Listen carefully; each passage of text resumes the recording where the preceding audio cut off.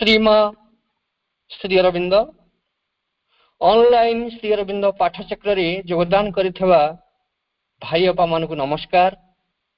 आजिर आलोच्य विषय गीतार योग ओ पूर्ण योग। गीतार योग ओ पूर्ण योग प्रसंग रे आलोचना करने निमंते भुवनेश्वर ग्यारेज छकर शरद भाई डॉक्टर शरद चंद्र रथ को मु अनुरोध करुछि। शरद भाई तंकर वक्तव्य प्रदान करंतु। श्री अरविंदाय ओम नमो भगवते श्री अरविंदाय। ओम आनंदमयी चैतन्यमयी सत्यमयी परमे। ओम आनंदमयी चैतन्यमयी सत्यमयी परमे।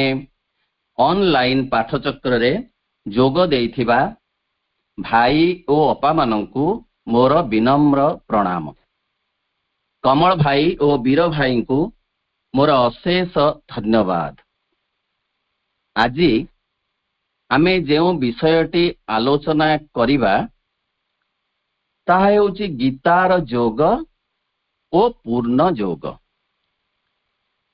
एही विषय वस्तुटी को मु 5 भागरे विभक्त करिछि।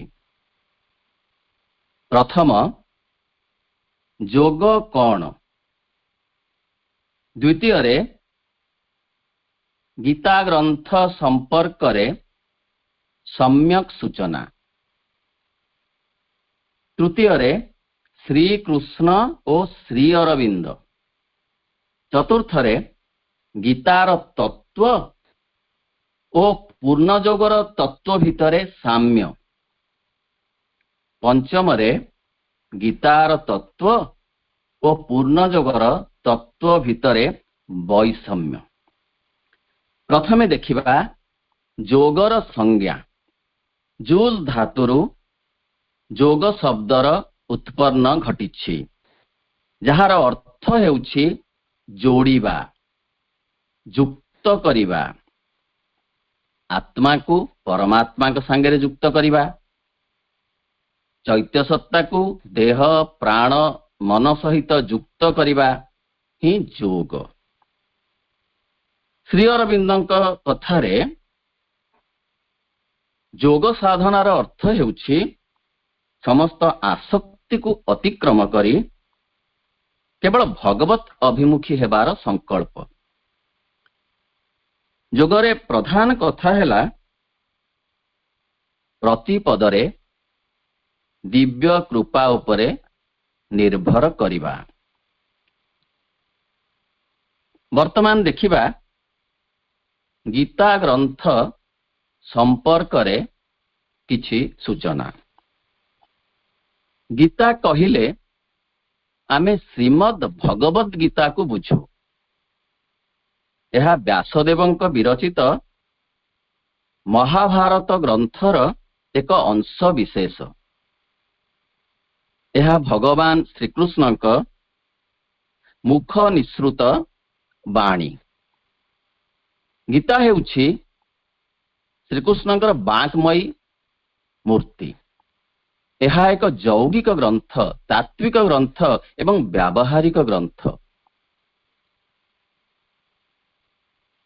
भगवान श्रीकृष्ण कहन्ति गीता में हृदयं पार्थ गीता में सारमुत्तमम्, अर्थात हे पार्थ गीता मोर हृदय, गीता मोर सार सर्वस्व।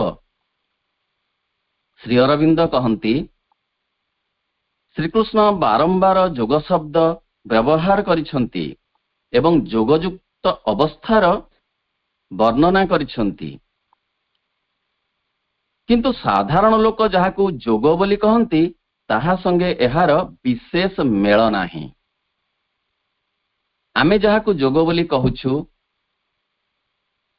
से योग साधारण जो प्राणायाम जो भ्रामरी ए योग कथा नहीं।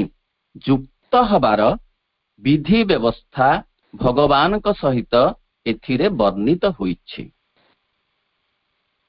श्री अरविंद कहन्ति गीतार शिक्षा सार्वजनीन एवं गीता एक समन्वय धर्मी ग्रंथ। समस्त उपनिषदर ସାର ତତ୍ତ୍ୱ ଗୀତା ଗ୍ରନ୍ଥରେ ରହିଛି। ତେଣୁ ଗୀତା ଧ୍ୟାନରେ କୁହାଯାଇଛି ସର୍ବୋପନିଷଦୋ ଗାବୋ ଦୋଗ୍ଧା ଗୋପାଳ ନନ୍ଦନ, ଅର୍ଥାତ୍ ସମସ୍ତ ଉପନିଷଦ ଗାଭୀ ସ୍ୱରୂପ। ସେଇ ଗାଭୀମାନଙ୍କର ଦୋହନକର୍ତ୍ତା ଶ୍ରୀକୃଷ୍ଣ। ଗୀତା ଗ୍ରନ୍ଥର ଅମୃତ ବାଣୀକୁ ଉତ୍କୃଷ୍ଟ ଦୁଗ୍ଧ ବୋଲି କୁହାଯାଇଛି। ବୈଶମ୍ପାୟନ କହନ୍ତି ସର୍ବଶାସ୍ତ୍ରମୟୀ ଗୀତା, ଅର୍ଥାତ୍ ଗୀତା ହେଉଛି ସାର୍ବଜନୀନ ଧର୍ମଗ୍ରନ୍ଥ। ତାହା ସକଳ ସମ୍ପ୍ରଦାୟର ସକଳ ଶ୍ରେଣୀର ଲୋକଙ୍କ ଦ୍ୱାରା ଆଦୃତ।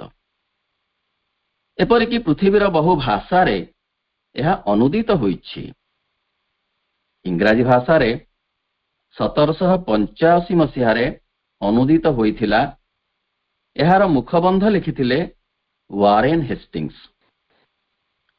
ସେଥିରେ ସେ ମତ ଦେଇ କହିଥିଲେ ଗୀତା ପାଠ ଦ୍ୱାରା କେବଳ ଭାରତୀୟମାନେ ନୁହେଁ ସମଗ୍ର ପୃଥିବୀବାସୀ ଉପକୃତ ହେବେ। ପୁନଶ୍ଚ ଫରାସୀ ଭାଷାରେ ଅନୁଦିତ ଗୀତାଟିଏ ମା ଫ୍ରାନ୍ସରେ ଥିଲାବେଳେ ପାଇଥିଲେ ଆଉ ପଢିଥିଲେ, ଯଦିବା ତାହା ଏତେ ଉଚ୍ଚ କୋଟିର ଅନୁବାଦ ନଥିଲା। ମା କହନ୍ତି ପୃଥିବୀକୁ ଭାରତର ଗ୍ରନ୍ଥ ହିସାବରେ ବିଶିଷ୍ଟ ଅବଦାନ ହେଉଛି ତିନୋଟି, ଯଥା ଶ୍ରୀମଦ୍ ଭଗବଦ ଗୀତା, କେତେକ ଉପନିଷଦ ଏବଂ ପାଲି ଭାଷାର ବୁଦ୍ଧବାଣୀ ଧମ୍ମପଦ। ଶ୍ରୀ ଅରବିନ୍ଦଙ୍କ ମତରେ ଗୀତା ହେଉଛି ଅତଳ ରତ୍ନ ପ୍ରସୁ ସମୁଦ୍ର। ତହିଁରୁ ମାତ୍ର ଗୋଟିଏ ଦୁଇଟି ରତ୍ନ ଉଦ୍ଧାର କଲେ ଦରିଦ୍ର ଧନୀ ହୋଇଯାଏ। 700 ଶ୍ଲୋକ ଗୀତା ଗ୍ରନ୍ଥରେ ଅଛି। 18ଟି ଅଧ୍ୟାୟ ରହିଛି।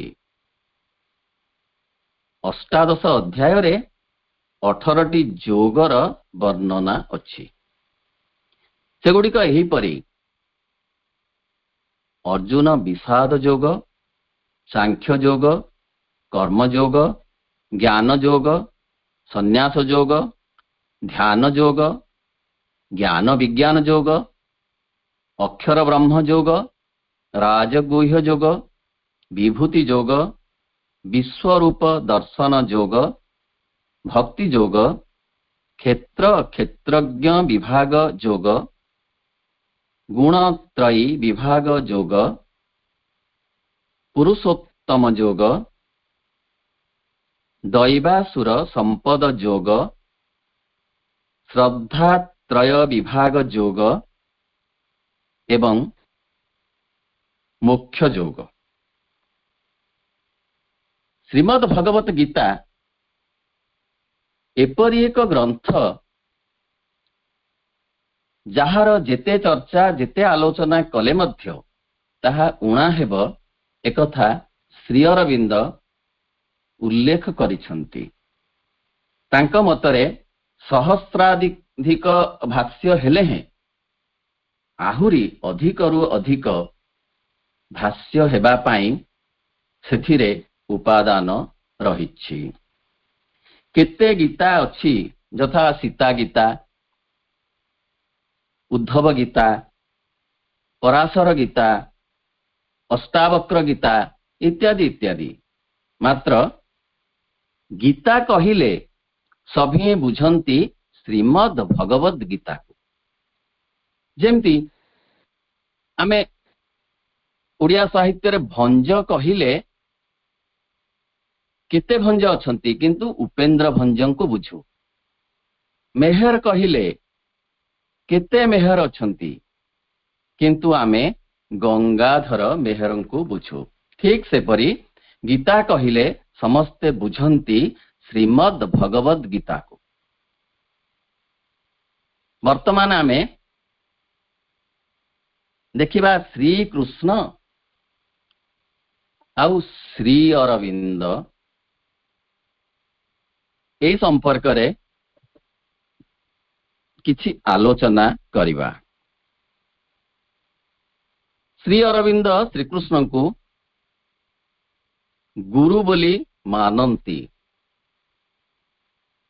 गीता निबंधमाला ग्रंथ रे बहुबार गुरुदेव गुरुदेव गुरुदेव कहिछंती। एहिपरि से उपस्थापना ओ उल्लेख करिछंती। आलीपुर जेल रे थिला बेले श्री अरविंद हाथ रे श्रीकृष्ण गीता ग्रंथ देले एवं पंडिचेरी जीवा पाई निर्देश देले। श्री अरविंद काराकक्षर कांथ कमल रेलिंग सर्वत्र वासुदेव कृष्ण को दर्शन कले। 1926 मसीहा नवेम्बर 24 तारीख रे श्री अरविंद को प्रत्यक्ष भाव रे श्री कृष्णंकर समस्त शक्ति प्राप्त होइथिला। से अधिमानस शक्ति ओ तत्वर पूर्ण अवतरण श्री अरविंद को देह रे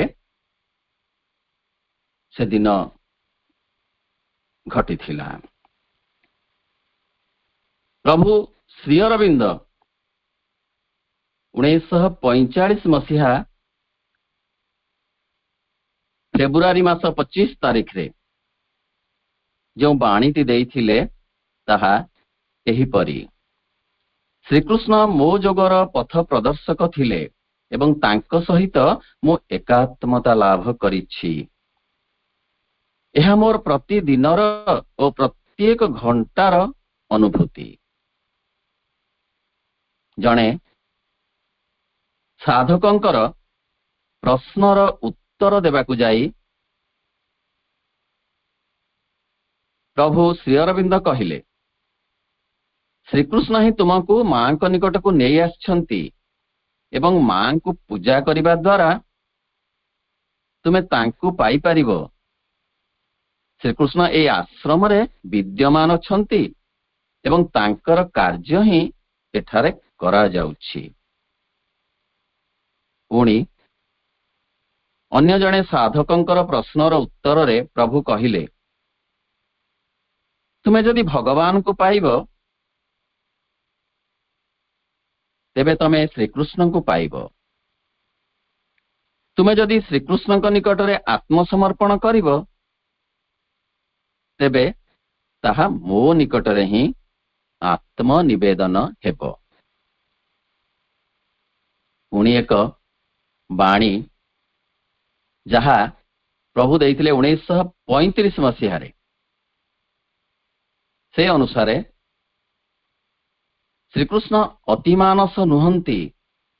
श्रीकृष्णंकर अवतरणर अर्थ हेउछि अधिमानसर अवतरण जहा अतिमानसर अवतरण पाई पथ प्रस्तुत करिबो जदिओ से स्वयं ताहा नुहंती। श्रीकृष्ण हेउछंती आनंदमय अर्थात श्रीकृष्ण स्वयं अतिमानस नुहंती। श्रीकृष्ण हेउछंती अधिमानसर प्रमूर्त प्रतीक किंतु अतिमानस पाई भित्ति प्रस्तुत करिछंती प्रभु श्रीकृष्ण एवं सेई भित्तिर उपरे सुरम्य सौध गढ़ी उठिछि पूर्ण जोगर। श्री अरविंद जहाँ कहती ये श्रीकृष्ण हेउछंती आनंदमय लावण्यमय एवं सौंदर्यमय। मने पड़ुछि वल्लभाचार्यंकर से मधुराष्टकर कथा। श्रीकृष्णंकर रूप वर्णना एवं गुणर वर्णना करने को जाई से एपरी कहिछंती अधरम मधुरम वदनम मधुरम नयनम मधुरम हसितम मधुरम हृदयम मधुरम गमनम मधुरम मधुराधिपते रखीलम मधुरम सलीलम मधुरम अधरम मधुरम वचनम मधुरम चरितम मधुरम वसनम मधुरम भ्रमितम मधुरम मधुराधिपते रखीलम मधुरम। ओडिया कवि से लावण्यमय सौंदर्यमय आनंदमय श्रीकृष्णंकर स्वरूप वर्णना करने को जाई अति सुंदर भाषा रे वर्णना करिछंती कला कंज दला अंजन मर्कत इंद्र नीलमणि घन सुधा आनंद आह्लाद मादक श्रृंगार प्रेम मिलन से पुणी शोभा समुद्र मंथा लवणी से पुणी कोटि कांति सार सृष्टि श्रेणी से पुणी।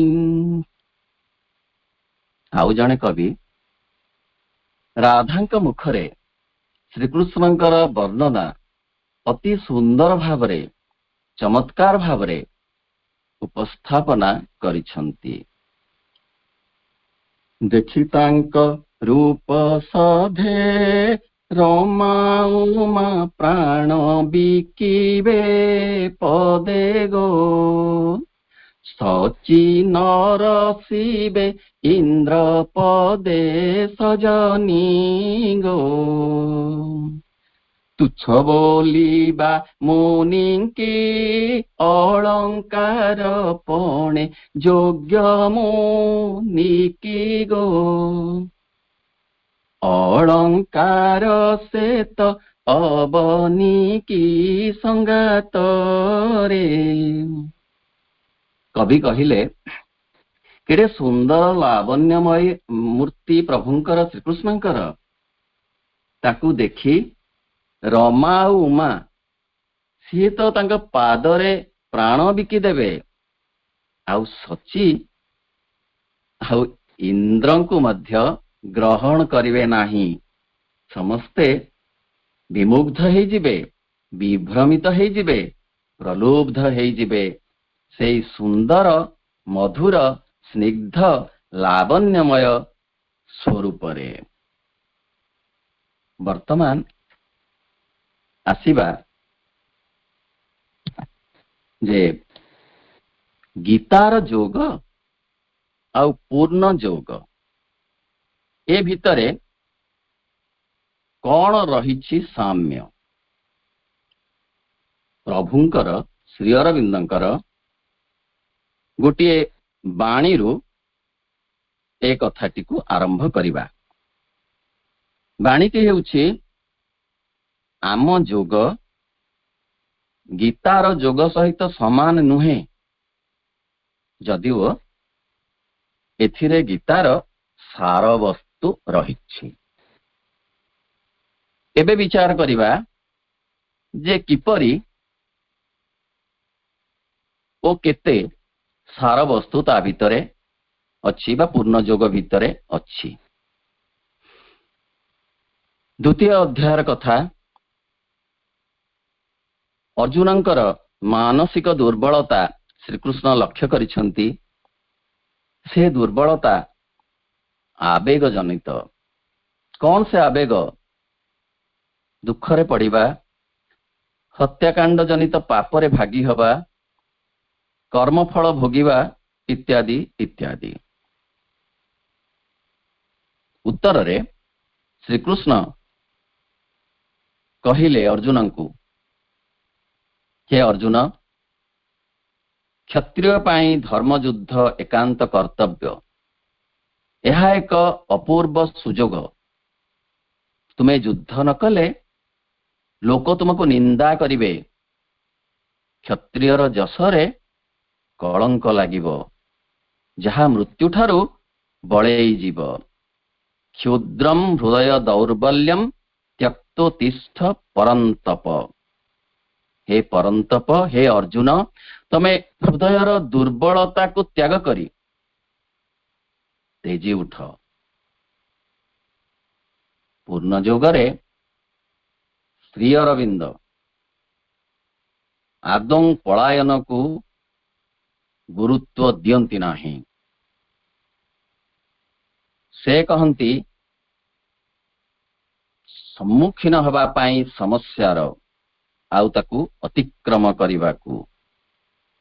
कथारे तांकर पलायन आणे नाही विजय गौरव। देखिबा तापरे तृतीय अध्याय रे श्रीमद् भगवत गीता रे कहा जाइछि, अहंकार विमूढ़ात्मा कर्ताहम इति मन्यते।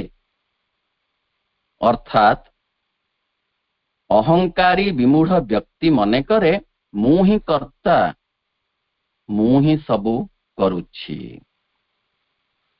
मने पड़ुछि ये प्रसंग रे श्री रामकृष्ण परमहंसंकर कथाटीए। से कहती दुईटी मु मनीष भितरे अछि, गोटे कंचा मु, गोटे पाचिला मु। कंचा मु कहे मु कर्ता, पाचिला मु कहे भगवान कर्ता। वर्तमान देखिबा पूर्ण जोगर कथा, परम प्रभु श्री अरविंदंकर कथा। If you want to be a true doer of divine works, your first aim must be totally free from all desire and self regarding ego। अर्थात जदि तुम्हें दिव्य कर्मर यथार्थ कर्मी हेबाकु चाह, तेबे सर्वप्रथमे तुमको अहंकारु मुक्त हेबाकु पड़िबो। जोग समन्वय ग्रंथ रे श्री अरविंद कहते अहं कबलरू मुक्ति लाभ करबा हेउछि अतिमानस जोगर प्रथम शर्त। मां कथा देखिबा, मां कहती केवल अहं को पूरा पूरी उच्छेद करबा को हबो, बस सेतिकी सेतिकी सेतिकी। प्रभुଙ୍କ कथारे renunciation of ego and acceptance of God in life is yoga I teach, no other renunciation।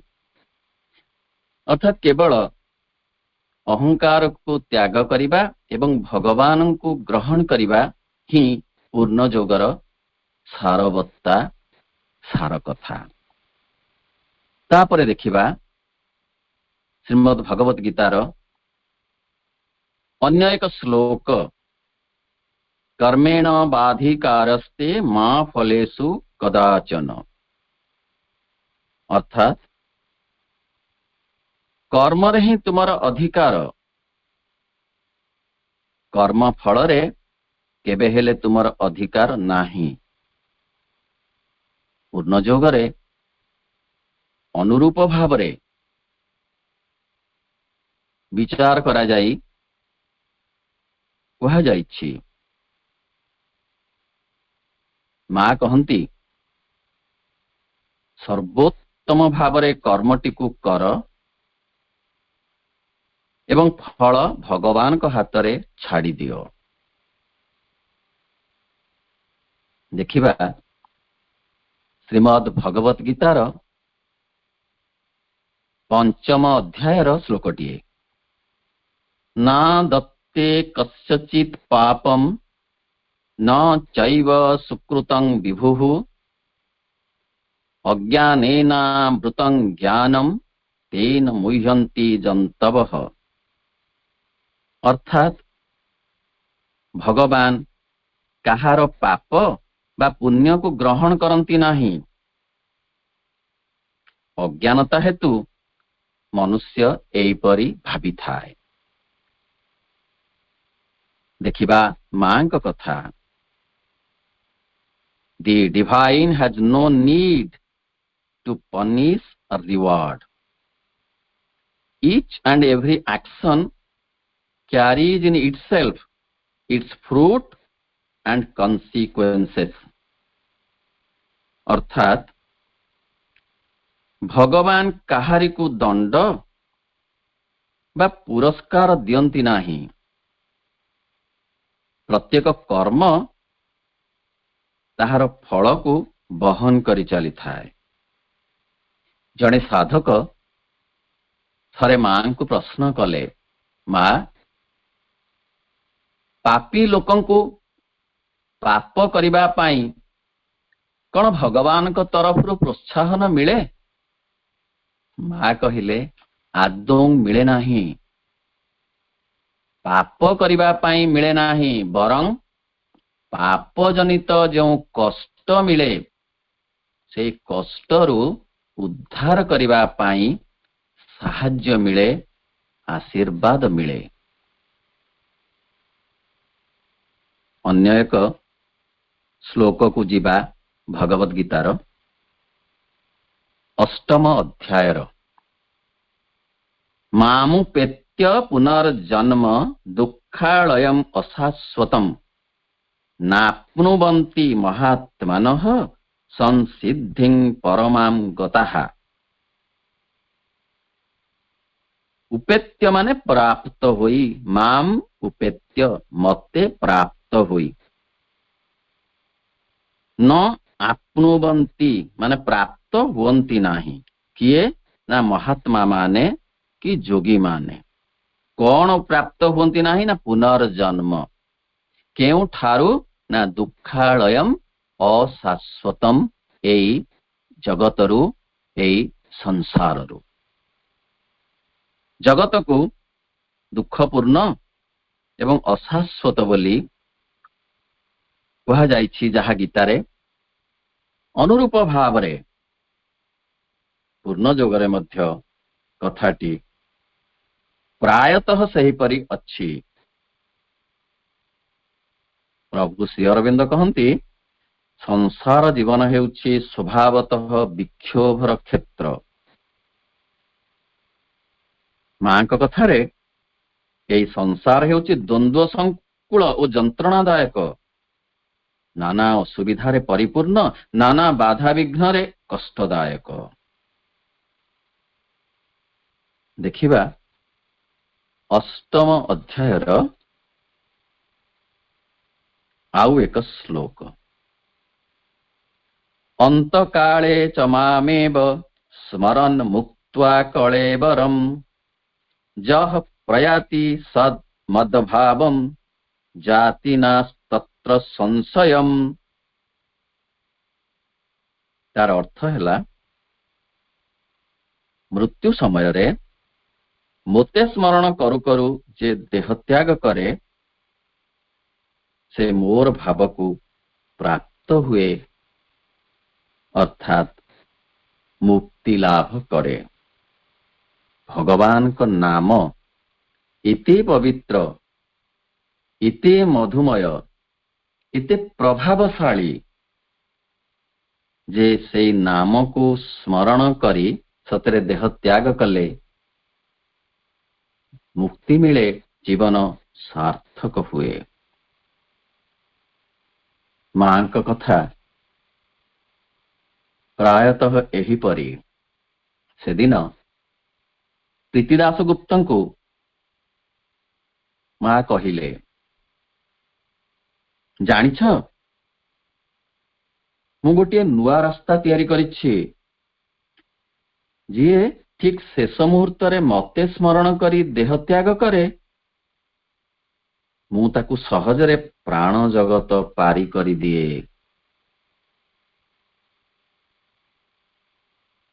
Gita ଗ୍ରନ୍ଥ ଏକ ସମନ୍ୱୟ ଧର୍ମୀ ଗ୍ରନ୍ଥ। ଏଥିରେ ଜ୍ଞାନ ଯୋଗ, ଭକ୍ତି ଯୋଗ, କର୍ମ ଯୋଗର ଗୋଟେ ମଧୁର ମିଳନ ତୀର୍ଥ ଅଛି, ଯାହାକୁ ଆମେ ମହାମିଳନର ତୀର୍ଥ ବୋଲି କହିପାରିବା।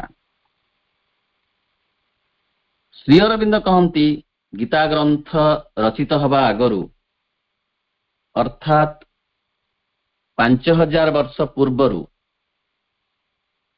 ଏହି ବିଭିନ୍ନ ମାର୍ଗ, ଜ୍ଞାନ ମାର୍ଗ, କର୍ମ ମାର୍ଗ, ଭକ୍ତି ମାର୍ଗ ଭିତରେ ବିରୋଧାଭାସ ଥିଲା। କିନ୍ତୁ ପ୍ରଭୁ ଶ୍ରୀକୃଷ୍ଣ ତାହା ଭିତରେ ସମନ୍ୱୟ ଆଣି ଏଭଳି ଭାବରେ ଗୋଟେ ପରିବେଶ ସୃଷ୍ଟି କଲେ, ଯାହା ଅନନ୍ୟ, ଅସାଧାରଣ। ଠିକ୍ ସେହିପରି ପୂର୍ଣ୍ଣ ଯୋଗରେ ଜ୍ଞାନ, ଭକ୍ତି ଓ କର୍ମର ଗୋଟିଏ ତ୍ରିବେଣୀ ତୀର୍ଥ ଅଛି, ମଧୁର ମିଳନ ଅଛି। ପ୍ରଭୁଙ୍କ କଥାରେ, ମୁଁ ତ ଭକ୍ତିକୁ କେଉଁଠି ନିଷେଧ କରିନାହିଁ, ଜ୍ଞାନକୁ ମଧ୍ୟ ନିଷେଧ କରିନାହିଁ। ଆମ ଯୋଗରେ କର୍ମକୁ ଯେତିକି ପ୍ରାଧାନ୍ୟ ଦେଇଛି, ଜ୍ଞାନ ଓ ଭକ୍ତିକୁ ମଧ୍ୟ ସେତିକି ପ୍ରାଧାନ୍ୟ ଦେଇଛି। ଦେଖିବା ଶ୍ରୀମଦ୍ ଭଗବତ ଗୀତାର 10ମ ଅଧ୍ୟାୟର ଶ୍ଲୋକଟିଏ। ଯଚ୍ଚାପି ସର୍ବଭୂତାନାଂ ବୀଜଂ ତତ୍ ଅହଂ ଅର୍ଜୁନ न तदस्ति विना यत् स्यात् मया भूतं चराचरम। तार अर्थ हैला, हे अर्जुन, मु हेउची सर्वभूतर कारण, मो व्यतीत चराचर रही पारे नहीं। मु ही सर्वभूतर आत्मा स्वरूप। शुणिबा प्रभु श्री अरविंदर कथा विश्वविख्यात सावित्री महाकाव्य रे।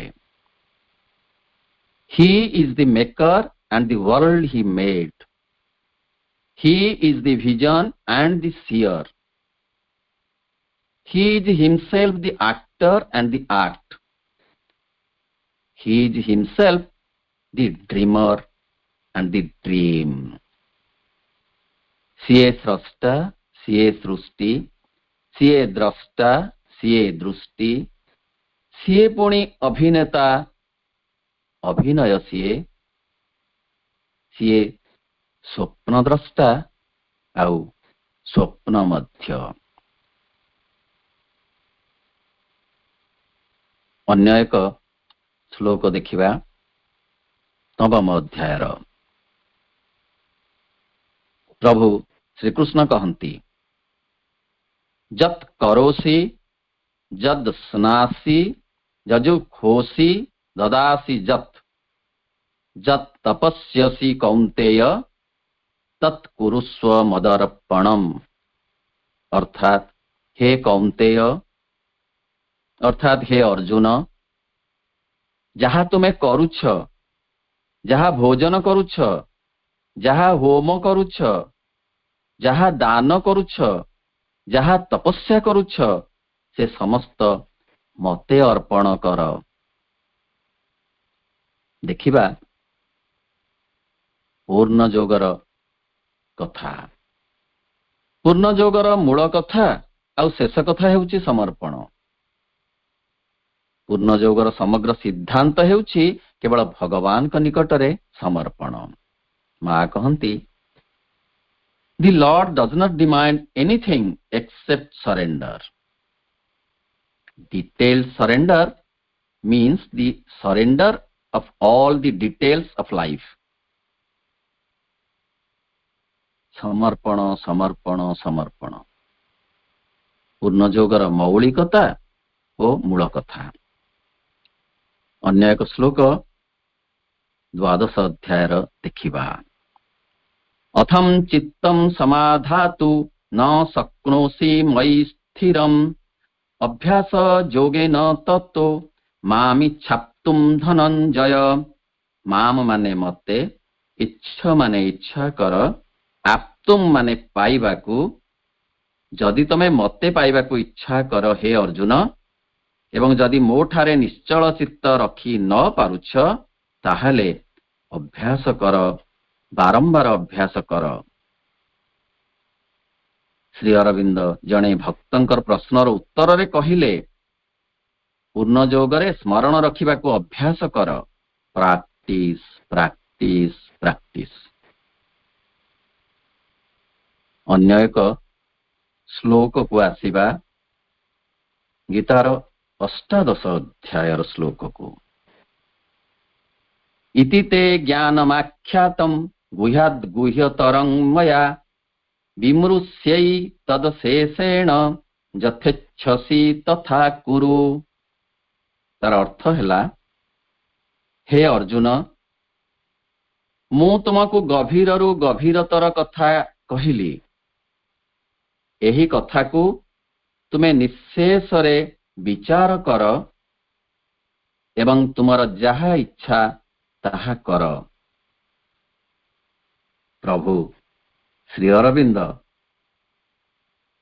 कौन कहती देखिबा। प्रभु कहती, you are free at every moment to deny and to reject the divine or to recall your self giving. अर्थ प्रति मुहूर्त रे तुम्हें स्वाधीन स्थायी रूपांतर नहेला पर्यंत तमे भगवान को अस्वीकार करि पार, आत्मदान को प्रत्याहार करि पार। देखिबा 18 अध्याय आउ गोटे श्लोक को। इदं तेना तपस्काय न भक्ताय कदाचन न चाशुश्रूषवे वाच्यम न च मां जो अभ्यसूयति। न तपस्काय अर्थात तपस्याहीन व्यक्ति को, न भक्ताय अर्थ अभक्तंकु, न शुश्रूषवे अर्थात सुनिबा को इच्छा न करुथिबा व्यक्ति को, अभ्यसूयति अर्थात जिए मते श्रद्धा करे नाही असूया करे। ए चारि स्तरर लोकंकु श्रीकृष्ण कहउछंती मो कथा सुनेइब नाही, तांक आगरे मो महिमा जणेइब नाही। प्रभु श्री अरविंद अनुरूप भावरे कथाटी को उल्लेख करुछंती आउ कहंती, do not speak my name to the hostile forces. एक कथा कहिबार उद्देश्य हैला अपात्र रे भगवत्ता न पड़ू, पढ़िले ताहा अवमूल्यायित हब। सते मोती मूल्य काहू बुझीब सबर, मोती फिंगी करे गुंजारे आदर। से कौन बुझी पारिब जी भक्त नुहे, जी भगवान के प्रति अनुरक्त नुहे, से प्रभु को महिमा बुझी पारिब नाही। तेणु ताकू सुनेइबा वृथा, केवल वृथा नुहे अयथार्थ मध्य। वर्तमान आसीबा पंचम भाग को, गीतार तत्व और पूर्ण जगर तत्व भितरे थिबा वैषम्य। आमे तो साम्य देखिले, वर्तमान वैषम्य देखिबा। ଯେତେବେଳେ ତୁଳନାତ୍ମକ ଅଧ୍ୟୟନ ହୁଏ ସେତେବେଳେ ଦୁଇଟି କଥାର ବିଚାର କରାଯାଏ, ସାମ୍ୟ ଓ ବୈଷମ୍ୟ। ତାହେଲେ ମହତ୍ଵ ଜଣାପଡ଼େ ଯାହା ସହିତ ତୁଳନା କରାଯାଉଥାଏ ଏବଂ ଯିଏ ତୁଳିତ ହେଉଥାଏ।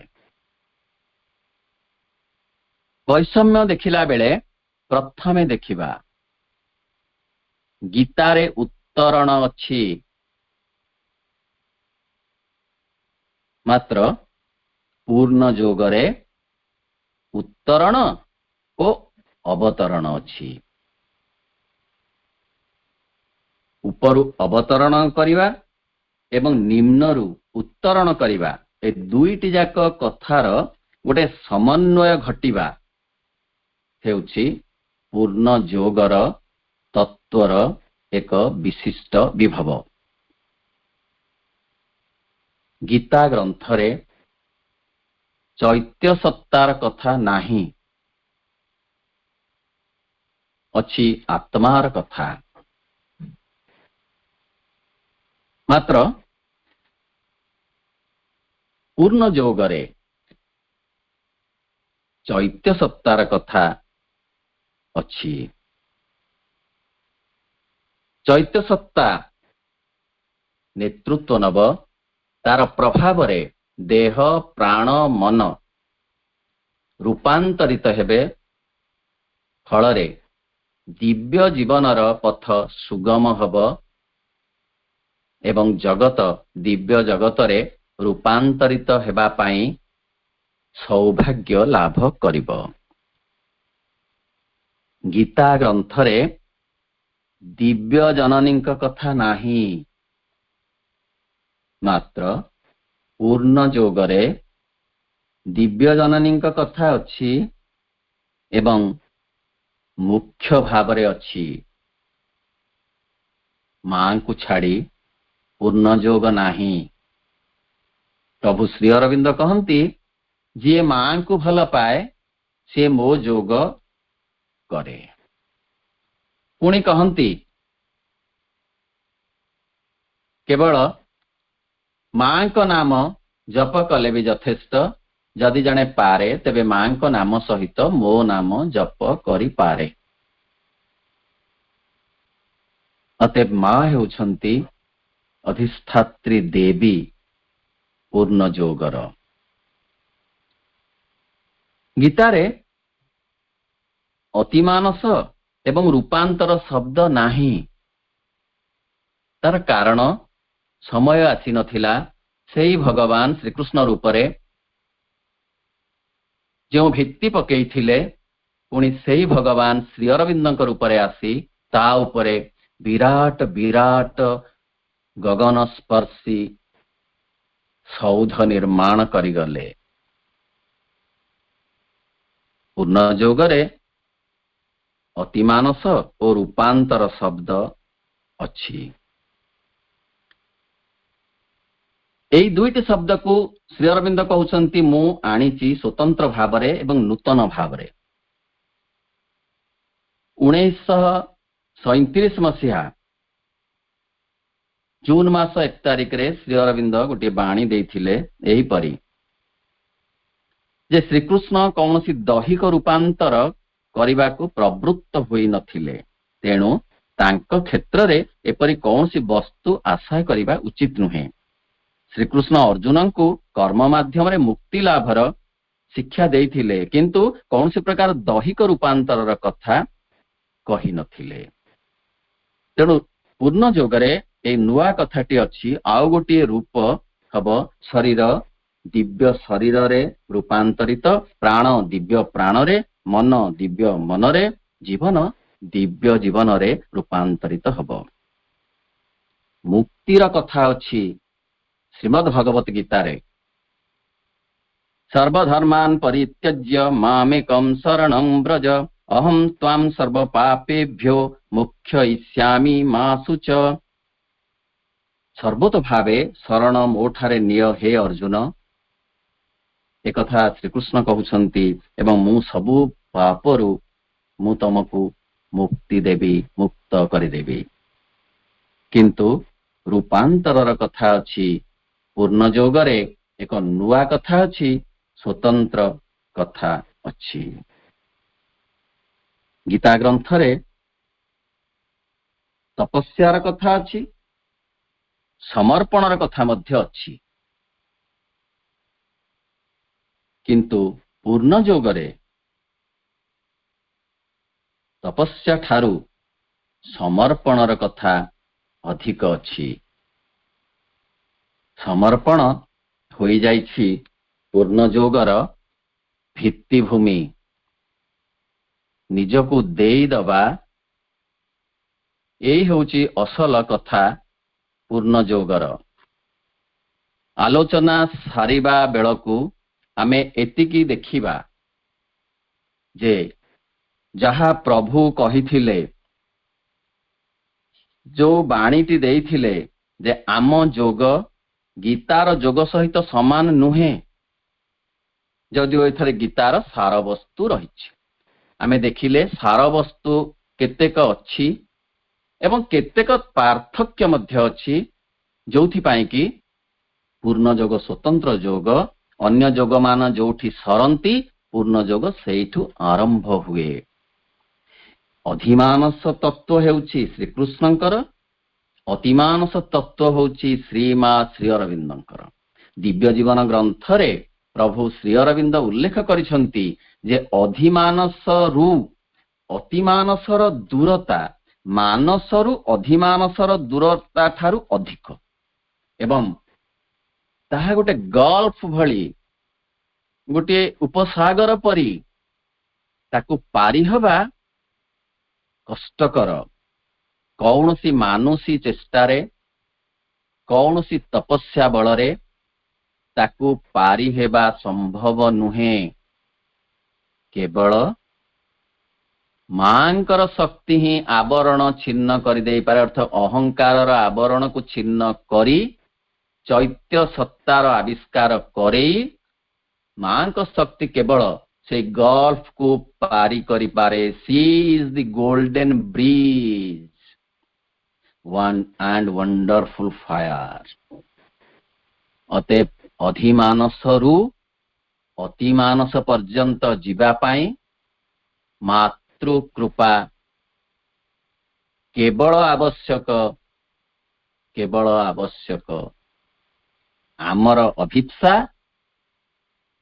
ଆମର ପ୍ରତ୍ୟାଖ୍ୟାନ ଏବଂ ଆମର ସମର୍ପଣ ପଦ୍ଧତିର ଅବଲମ୍ବନ ମାଧ୍ୟମରେ ମାତୃ କରୁଣା ଝରି ପଡ଼ିବ, ଅଧିକରୁ ଅଧିକ ସ୍ୱର୍ଗରୁ ମନ୍ଦାକିନୀ ଧାରା ଝରି ପଡ଼ିଲା ପରି।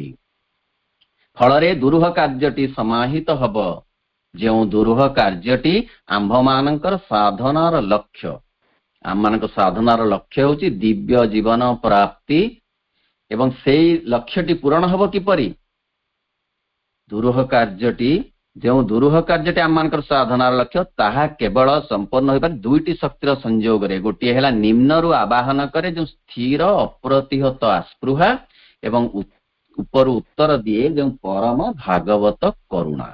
ଅତଏବ ଆସ୍ପୃହା ଆମର, ସମର୍ପଣ କାମଟି ଆମର, ପ୍ରତ୍ୟାଖ୍ୟାନ କାମଟି ଆମର, ଯୋଉ ଅପଶକ୍ତିର ପ୍ରତ୍ୟାଖ୍ୟାନ, ଏବଂ ସେ ଅହରହ ତାଙ୍କର କୃପା ବର୍ଷଣ କରି ଚାଲିଛନ୍ତି।